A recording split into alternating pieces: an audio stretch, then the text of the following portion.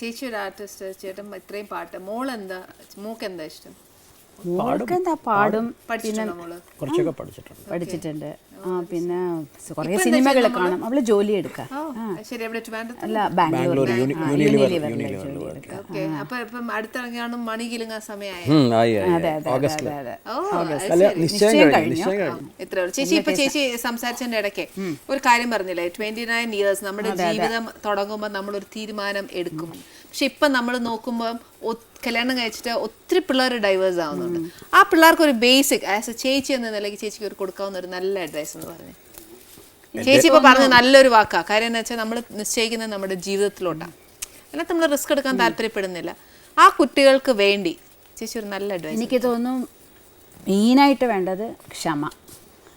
അത് ആർക്കും ഇല്ല എന്നാണ് ഇപ്പൊ തോന്നുന്നത്. എന്താന്ന് വെച്ചാൽ ഇപ്പൊ എല്ലാവർക്കും അങ്ങോട്ടും ഇങ്ങോട്ടും ഈഗോ, നീ വലുതാണോ ഞാൻ വലുതാണോ, ഈക്വൽ വേണം. ആണും പെണ്ണും ഈക്വൽ ആണെന്നുള്ള ഒരു ഇത് ഓക്കെയാണ്. പക്ഷെ നമുക്ക് ഒട്ടും അഡ്ജസ്റ്റ് ചെയ്യാൻ പറ്റാത്തത് വരുമ്പോഴാണ് ഒരാളെങ്കിലും നമ്മൾ ഒരു ദേഷ്യം വരുന്നു. ഇപ്പം നമ്മൾ രണ്ടാളും ലഹള കൂടുന്നു, സംസാരിക്കാണ്ടിരിക്കണം. ഒരാൾ ഇറങ്ങി വന്ന് സംസാരിച്ചാൽ അവിടെ അല്ല, അതന്നെ എല്ലാം പാവാണ്. അപ്പോൾ ഇറങ്ങി വന്ന് സംസാരിക്കുമ്പോഴേ അവിടെ പിന്നെയും നമ്മുടെ ജീവിതം ഇതാവുള്ളൂ. പക്ഷെ അത് ഒട്ടും ഇല്ലാണ്ടാവണം. അതാണ് ഇപ്പം നമ്മൾ കാണുന്നത്. അതുകൊണ്ട് ഇപ്പം ക്ഷമ പാടില്ല എന്ന് ചിലർ പറയും. പക്ഷെ എൻ്റെ ജീവിതത്തിൽ ഞാനിങ്ങനെ അഡ്ജസ്റ്റ് ചെയ്ത് നമുക്ക് ഈ ഫാമിലി വേണം, നമ്മുടെ ഫാമിലി ഹാപ്പി ആയിരിക്കണം, നമ്മുടെ ഹസ്ബൻഡും നമ്മൾ അത് ഞാൻ വിചാരിക്കുന്നതുകൊണ്ടാണ് എനിക്ക് 29 കൊല്ലം എത്താൻ പറ്റിയെന്നാണ് എൻ്റെ ഒരു വിശ്വാസം. ഈശ്വരൻ്റെ ഒരു പുതിയ തലമുറയ്ക്ക്, പുതിയ കല്യാണം കഴിക്കാൻ പോകുന്നവർക്ക് എൻ്റെ ഉപദേശം ഞാൻ തരാം. നിങ്ങൾ എത്ര പ്രേമിച്ച് നടന്നാലും എന്ന് നടന്നാലും കല്യാണത്തിന് മുമ്പേ ഒരു ഭയങ്കര അടി ഉണ്ടാക്കുക. കല്യാണത്തിന് മുൻപ് എന്തിനാ അത് അടി ഉണ്ടാക്കണേ? നമ്മൾ ഉണ്ടാക്കിയില്ലേ അടി? അല്ല, അതിനൊരു ഉദാഹരണമുണ്ട്. ഞാൻ പറയുന്നത് എന്താണെന്ന് വെച്ചാൽ നമ്മൾ ഈ എനിക്കറിയാമായിരിക്കുമല്ലോ, എനിക്കറിയില്ല നിങ്ങളുടെ എങ്ങനെയായിരുന്നു, ഞങ്ങളൊക്കെ അങ്ങനെ തന്നെയായിരുന്നു. മറ്റേ ഈ ലവ് സമയത്ത് നമ്മൾ മൊത്തം പോസിറ്റീവ് അല്ലേ, നമ്മൾ മൊത്തം പോസിറ്റീവ് തന്നെയായിരുന്നല്ലേ. അതാ പറഞ്ഞു. അപ്പോൾ എല്ലാവരുടെ കാര്യം അങ്ങനെയാണ്. അപ്പോൾ നമുക്ക് നെഗറ്റീവ് അറിയില്ല. അപ്പോൾ ഈ ഒരു അടി, ഒരു ബഹളം ഉണ്ടായി കഴിയുമ്പോൾ നമുക്കറിയാം ഇത് പെശകി.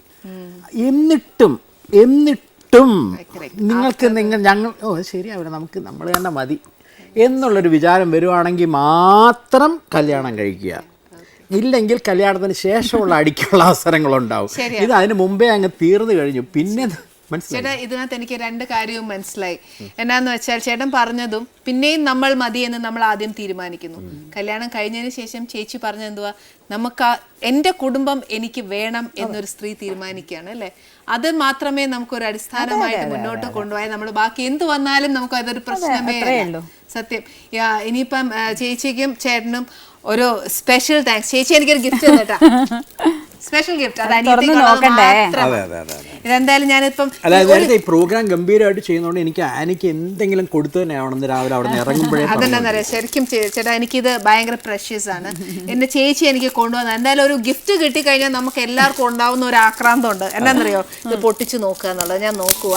കാര്യം എനിക്ക് കിട്ടിയ ഗിഫ്റ്റ് എന്ന് പറയുന്നത് എന്റെ പ്രേക്ഷകർക്കും എന്താ പറയാ, എന്തോ ഒരു ലണ്ടനിന്റെ അടുത്ത് നമ്മുടെ ഹൈദരാബാദിൽ നിന്ന് കൊണ്ടുപോയി എന്താണ് ഇത്ര ഒരു വലിയൊരു സംഭവമൊക്കെ കണ്ടുപിടിച്ച് തിരിച്ചു കൊണ്ടുവരണമെന്ന് പറയുന്നില്ലേ, എത്രയോ കോടിയുടെയൊക്കെ അതുപോലെ ഒരു സംഭവമാണത്. എന്തായാലും ചേച്ചിയെ കാണാൻ പോയ അവസ്ഥ അല്ലല്ലോ ഇത്. മോശമായിട്ടുള്ള അവസ്ഥയല്ല. അത് ഞാനാണേ വാങ്ങിയത്, അവിടെ ഏൽപ്പിച്ചാലേ ഉള്ളൂ പ്രശ്നം. അപ്പൊ ഉറപ്പ് കണ്ടോ എന്ത് രസമായിട്ടത് ചോദ്യം ചോദിച്ചത്. ഇപ്പൊ ചേച്ചിയെ കാണാൻ പോയപ്പോ ഒന്നുള്ള സാധനം അല്ലല്ലോ എന്ന് ചോദിച്ചു. അത് അന്നത്തെ സിറ്റുവേഷൻ അങ്ങനെയായിരുന്നു, ഇന്നത്തെ സിറ്റുവേഷൻ അങ്ങനെയല്ല. എനിക്ക് മേല ഗിഫ്റ്റ് ആണേ. ഇപ്പൊ തന്നെ ഞാൻ ഇടണ്ടേ എന്റെ ചേച്ചിക്ക് വേണ്ടി? ഞാൻ ഇട്ടില്ലേ.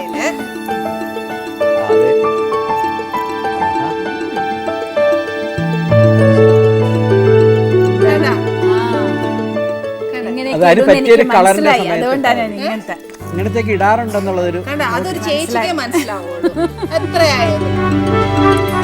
കണ്ട, എന്റെ ചേച്ചി കൊണ്ടുവന്ന ഗിഫ്റ്റ് ആണിത്. കണ്ടില്ലേ, എനിക്ക് കിട്ടുന്ന ഒരു ഗിഫ്റ്റ് എന്ന് പറയുന്നത് ശരിക്കും എന്റെ പ്രേക്ഷകർക്കും കിട്ടുന്നതിന് തുല്യം തന്നെയാണ്.